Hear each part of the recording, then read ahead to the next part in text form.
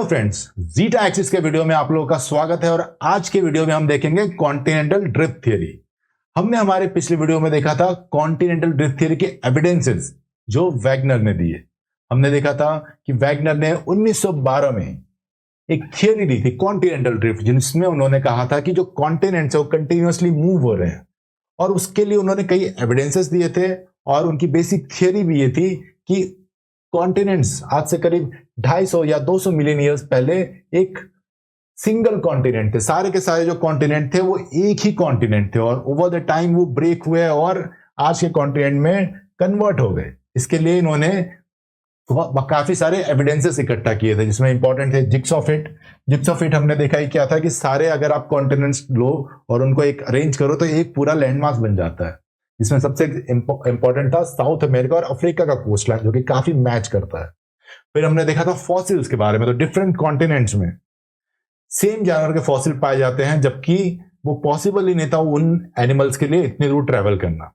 फिर कोल seems, Antarctica में कोल seems भी पाए गए हैं, जो कि पॉसिबल नहीं है क्योंकि कोल सीम्स के लिए बहुत ज्यादा वेजिटेशन चाहिए, और आज के अंटार्कटिका में कोई वेजिटेशन है ही नहीं, कोई प्लांट्स वहां उगते ही नहीं है, तो कोल कैसे हो सकता है। फिर हमने पोल वैंडरिंग थियरी देखी, जिसमें हम नॉर्थ पोल, जो हमारा मैग्नेटिक नॉर्थ पोल है, उसकी लोकेशन हम ट्रेस कर सकते हैं रॉक से। हमने देखा घाना के में गोल्ड प्लेसर्स हैं, जबकि उसके सोर्स रॉक्स ब्राजील में हैं। हमने रॉक्स की सिमिलरिटी देखी डिफरेंट कॉन्टिनेंट के मार्जिन पे। अटलांटिक ओशन का एज भी 200 मिलियन से कम है। और फिर ग्लेशियर टिलाइट डिपॉजिट, जो ग्लेशियर डिपॉजिट होते हैं जो इन कॉन्टिनेंट्स में पाए गए, जो कि एक ही टाइम पे हो। तो ये सारे प्रूफ्स दिए। ये प्रूफ हमने बहुत डिटेल में डिस्कस किया है पिछले वीडियो में।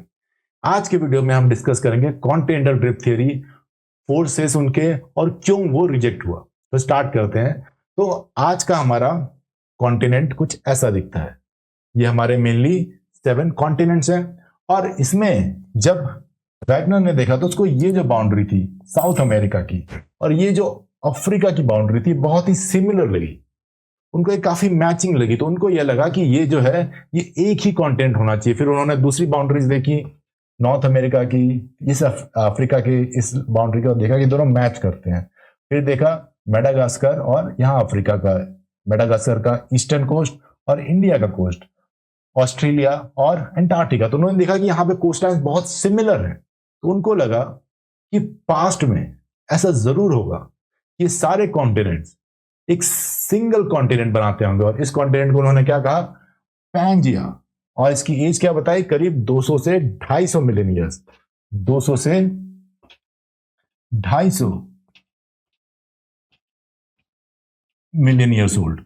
तो इन्होंने बताया कि ये जो कॉन्टिनेंट है करीब 200 से 250 मिलियन ईयर्स पहले ऐसा कॉन्टिनेंट था, और आज इस कॉन्टिनेंटल ड्रिफ्ट के कारण ये सारे कॉन्टिनेंट आज की तरह के कॉन्टिनेंट में कन्वर्ट हो गए, इनके डिफरेंट पार्ट्स हो गए। तो उनकी जो थियरी थी उसमें जो सिंगल कॉन्टिनेंट था उसको उन्होंने कहा पैंजिया, और जो सिंगल ओशन था उसको उन्होंने कहा पैंथलासा। तो ओशन का नाम था पैंथलासा और कॉन्टिनेंट का नाम था पैंजिया। अब उनका कहना है कि करीब 200 मिलियन से लेकर करीब 220 या 250 मिलियन के आसपास क्या हुआ कि एक जो ये पैंजिया था ये डिफरेंट पार्ट्स में डिवाइड होने लगा। डिवाइड होने के कारण ये कई छोटे छोटे टुकड़ों में बट गया, और फिर ये जो आइलैंड्स थे ये 2 ग्रुप में बट गए। एक ग्रुप जो था वो नॉर्थ का ग्रुप था, जिसमें नॉर्थ के आइलैंड्स थे, और एक ग्रुप जो था उसमें आइलैंड जो थे वो साउथ में हो गए। तो ये 2 ग्रुप बन गया।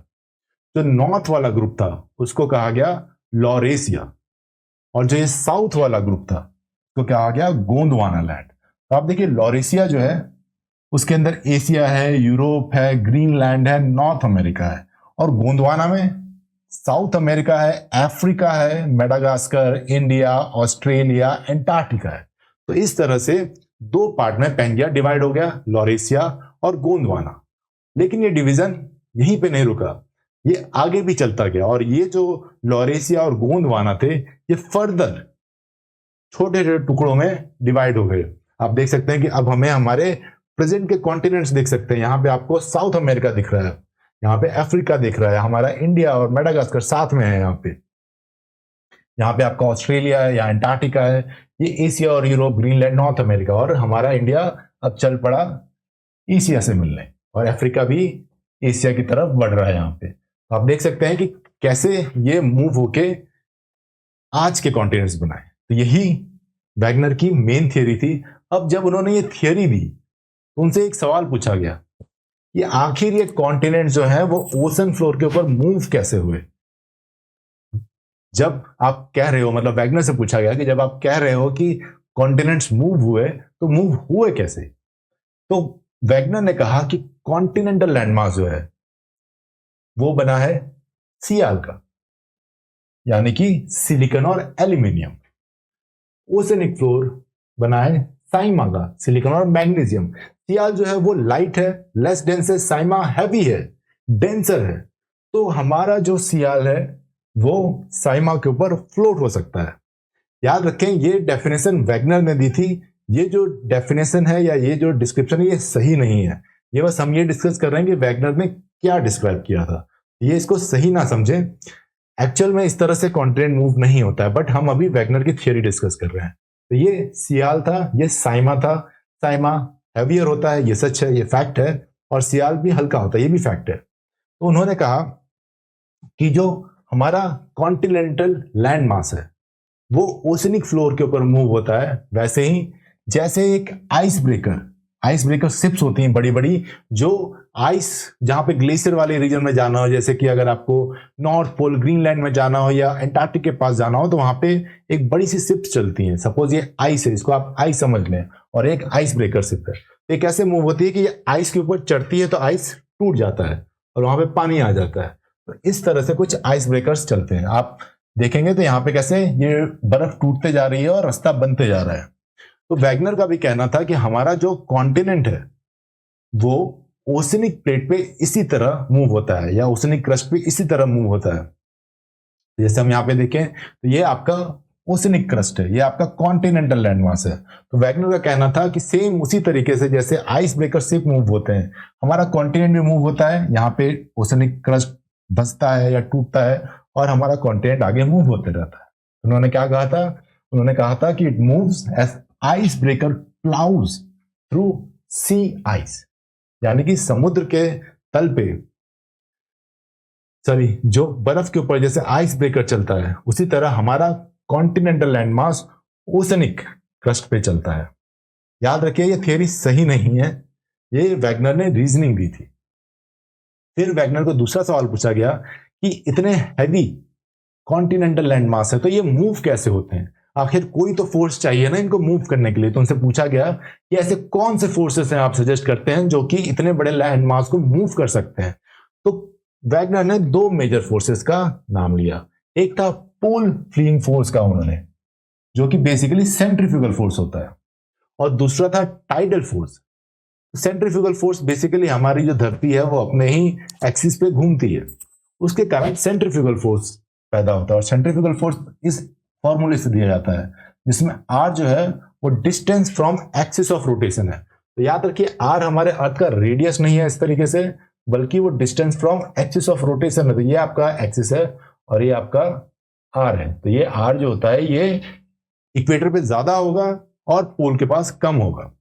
ठीक है, अभी सेंट्रीफ्यूगल फोर्स डिटेल में हम देखते हैं नेक्स्ट स्लाइड पे। थोड़ा सा टाइडल फोर्स भी देख लेते हैं। तो हमारा ये अर्थ है और हमारा जो अर्थ है वो रिवॉल्व करता है सन के अराउंड, और मून हमारे अर्थ के अराउंड रिवॉल्व करता है। तो इस रिवॉल्यूशन के कारण क्या होता है कि सन और मून की एक अनइवन ग्रेविटेशनल फोर्स लगता है, जिसके कारण टाइड्स पैदा होते हैं समुद्र के अंदर। तो वैगनर का भी कहना था कि सेम मैकेनिज्म जिससे टाइड्स पैदा होते हैं ओशन के अंदर, उसी तरह land mass, continental land mass भी इस टाइडल फोर्स के कारण मूव होता है। तो डिटेल में देखते हैं थोड़ा सेंट्रीफ्यूगल फोर्स, जिसे उन्होंने पोल फ्लीइंग फोर्स कहा था, यानी ऐसे फोर्सेस जो पोल से दूर ले जाए चीजों को, यानी कि पोल छोड़ने वाले फोर्स जो चीजों को पोल से दूर खींचे। तो देखिए समझते हैं कि क्यों सेंट्रीफ्यूगल फोर्स को उन्होंने पोल फ्लीइंग फोर्स कहा। सबसे पहले हमारा अर्थ है और ये इस एक्सिस पे रोटेट कर रहा है। तो हम जानते हैं कि नॉर्मली ये करीब 22.5 डिग्री के एक्सिस पे रोटेट करता है, लेकिन हम फिलहाल इस टिल्ट को निकाल देते हैं। हम यहाँ पे सिर्फ देखते हैं कि हमारा अर्थ रोटेट कर रहा है इस एक्सिस पे, और क्योंकि हमारा अर्थ रोटेट कर रहा है इस एक्सिस पे, तो इसके कारण क्या होगा, इसके कारण सेंट्रीफ्यूगल फोर्स जनरेट होता है। किसी भी रिवॉल्विंग या रोटेटिंग बॉडी में सेंट्रीफ्यूगल फोर्स जनरेट होगा और वो फोर्स आर पे डिपेंड करता है, distance from the axis of rotation. तो इससे क्या होगा, यहाँ पे सेंट्रीफ्यूगल फोर्स सबसे ज्यादा होगा, यहाँ पे कम हो जाएगा और यहाँ पे एकदम जीरो हो जाएगा, क्योंकि ऊपर पोल पे जो सेंट्रीफ्यूगल फोर्स का रेडियस है, जो डिस्टेंस फ्रॉम एक्सिस है, वो जीरो है, तो पोल पे ये सेंट्रीफ्यूगल फोर्स जीरो होगा। तो अगर हम देखें तो हमें यहाँ पे देख सकते हैं कि सबसे ज्यादा सेंट्रीफ्यूगल फोर्स जो है वो यहाँ पे है, इक्वेटर पे, और जैसे हम पोल पे जा रहे हैं ये सेंट्रीफ्यूगल फोर्स कम होते जा रहा है। ये तो हम समझ गए सेंट्रीफ्यूगल फोर्स कैसे एक्ट करता है, लेकिन पोल फ्लीइंग फोर्स क्यों कहा उसको, भाई इसको भी समझते हैं कि पोल फ्लीइंग फोर्स उन्होंने क्यों कहा। तो अगर आप ये फोर्स लें, ये दो सेंट्रीफ्यूगल फोर्स के कंपोनेंट्स लें, तो हम जानते हैं, हमने हमारे 9th-10th में पढ़ा है कि हम फोर्स को कैसे दो कंपोनेंट में डिवाइड करते हैं। यहां पे अगर सरफेस ऑफ अर्थ है, इस सरफेस ऑफ अर्थ को फ्लैट समझे इस तरह से, तो वर्टिकल कंपोनेंट ये हुआ, हॉरिजॉन्टल कंपोनेंट इस फोर्स का ये हुआ, तो दो कंपोनेंट में हमने डिवाइड कर दिया। अब वर्टिकल कंपोनेंट जो है उसको तो ग्रेविटी बैलेंस कर ले रही है, आप देख रहे हो यहां पे ग्रेविटी है, तो ये फोर्स तो जीरो हो गया, जो वर्टिकल फोर्स है। लेकिन हॉरिजॉन्टल फोर्स के लिए कुछ भी नहीं है, हॉरिजॉन्टल फोर्स को बैलेंस करने वाला कोई फोर्स ही नहीं है यहाँ पे। तो हॉरिजॉन्टल फोर्स एक्चुअल में एक फोर्स है जो चीजों को पोल से दूर ले जाता है, इक्वेटर की ओर ले जाता है, इसीलिए उन्होंने पोल फ्लीइंग फोर्स का। अगर आप सदर्न हेमिस्फीयर में भी देखें तो ये कंपोनेंट इस साइड एक्ट कर रहा है, इस डायरेक्शन में एक्ट कर रहा है, और यहाँ पे इस डायरेक्शन में एक्ट कर रहा है। तो कोई भी ऑब्जेक्ट जो यहाँ पे होगा या यहाँ पे होगा, उसमें जो नेट फोर्स लगेगा हमारे सेंट्रीफ्यूगल फोर्स के कारण, वो इस साइड लगेगा, इक्वेटर की ओर, दोनों ही हेमिस्फीयर में, यानी कि पोल से दूर। इसीलिए वैगनर ने इसे पोल फ्लीइंग फोर्स कहा। अब दूसरा क्या था, दूसरा जो फोर्स उन्होंने बताया वो था टाइडल फोर्स। और टाइडल फोर्स क्या था कि सन और मून जो होता है वो जैसे टाइड जनरेट करते हैं, आप यहां पे देख सकते हो कैसे वाटर में टाइड जनरेट हो रहे हैं। उनका मानना था कि यही फोर्स लैंड मास को भी धीरे धीरे मूव करता है। और वैगनर का यह मानना था कि मोस्ट ऑफ जो ये कॉन्टिनेंट्स है, आप एंटार्क्टिका छोड़ो, आप इंडिया देखो, अफ्रीका देखो, ऑस्ट्रेलिया देखो, तो ये क्या है, ये यहां पे इधर है और यहां पे नॉर्थ में है। ऑस्ट्रेलिया भी थोड़ा सा नॉर्थ मूव हुआ है, अफ्रीका भी नॉर्थ मूव हुआ है अपने पोजीशन से। उनका यह मानना था कि पोल फ्लीइंग फोर्स के कारण जो कॉन्टिनेंट्स थे, अफ्रीका, इंडिया, ऑस्ट्रेलिया, इनफैक्ट अगर आप इसको भी देखो यूरेशिया को, तो वो भी थोड़ा साउथ हुआ, यानी इक्वेटर के साइड। तो ये अफ्रीका, इंडिया, ऑस्ट्रेलिया और ये यूरेशिया, ये सब इक्वेटर की तरह मूव हुआ है।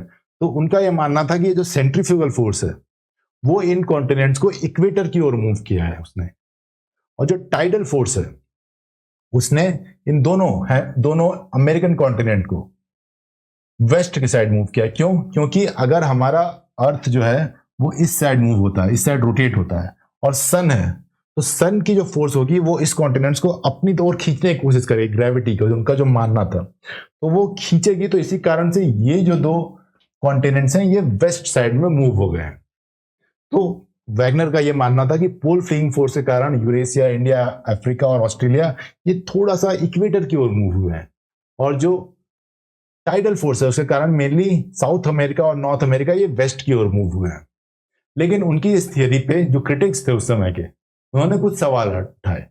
उनका पहला क्वेश्चन था कि अगर हमारा जो कॉन्टिनेंटल लैंड मास है वो ओशन के ऊपर, ओशनिक फ्लोर के ऊपर अगर मूव होता है तो बहुत ज्यादा फ्रिक्शन जनरेट होगा, जैसे आप देख सकते हैं। और ये फ्रिक्शन जनरेट होगा तो जो कॉन्टिनेंट का जो कोस्ट लाइन है वो डिस्टॉर्ट हो जाएगा। देखिए वैगनर ने बताया कि स्मूथ रहेगा, जैसा था वैसा ही, लेकिन इनका कहना था कि इतना फ्रिक्शन होगा कि जो कॉन्टिनेंटल लैंड मास का जो शेप है वही चेंज हो जाएगा।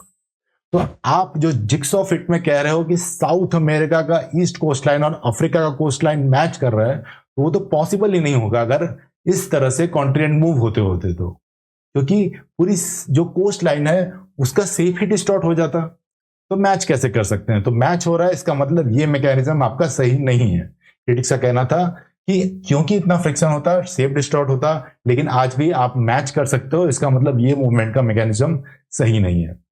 उसके बाद उन्होंने जो फोर्सेस, दोनों ही टाइडल फोर्स और सेंट्रीफ्यूगल फोर्स, जब उसकी कैलकुलेशन की आपको याद होगा कि हमने देखा था कि जो वैगनर हैं वो एक मेट्रोलॉजिस्ट थे, यानी कि उनका मेन जो काम था वो वेदर से रिलेटेड था। वो एक जियोलॉजिस्ट नहीं थे, वो एक स्पेशलाइज्ड जियोलॉजिस्ट नहीं थे।